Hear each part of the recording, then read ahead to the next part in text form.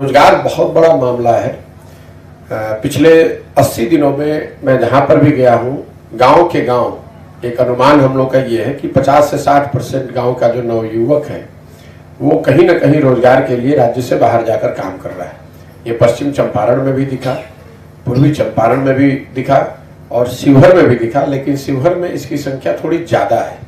यहाँ पर जो गरीबी या बेरोजगारी का आलम है वो दोनों चंपारण के मुकाबले थोड़ा ज़्यादा है।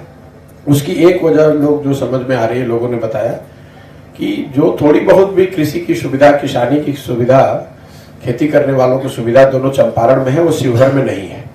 एक आंकड़ा हम लोगों ने देखा, यहाँ शिवहर एकमात्र जिला ऐसा है पूरे बिहार में जिसमें सिर्फ 1% जमीन सिंचित है। एश्योर्ड इरिगेशन की सुविधा सिर्फ 1% जमीन को है। कृषि योग्य भूमि का सिर्फ 1% भूमि ऐसा है जिसमें एश्योर्ड इरिगेशन की सुविधा। इरिगेशन यहाँ है ही नहीं।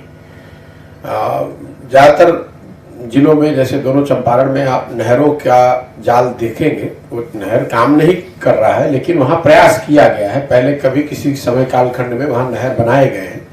शिवहर में नहर कहीं नहीं है। और आंकड़ों में भी, सरकार के आंकड़ों को भी मैंने जब दिखवाया तो पता चला कि 1% जमीन जो है वो सिंचित है, एश्योर्ड इरिगेशन है। दूसरी जो समस्या यहाँ पर है, ये 54% जिला बाढ़ इफेक्टेड है। As per the government data 54% जो शिवहर का हिस्सा है वो उसमें बाढ़ किसी न किसी तरीके कभी न कभी आता है।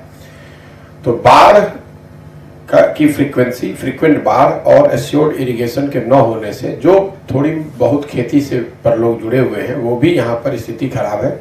हालांकि लोग यहाँ खेती करते हुए दिखे हर जगह, जमीन उपजाऊ है, लोग खेती भी कर रहे हैं, लेकिन वो मान कर चलते हैं कि एक फसल हमारी बाढ़ में बर्बाद होगी।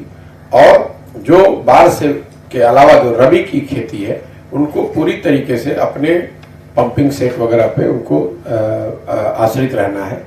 इसी वजह से खेती यहाँ पर लाभदायक बिल्कुल ही नहीं है। पूरे बिहार में नहीं है, लेकिन शिवहर में और हालत खराब है। और उसका रिजल्ट ये है कि बड़े पैमाने पर लोग हर घर से पलायन करते हैं रोजी रोजगार के लिए।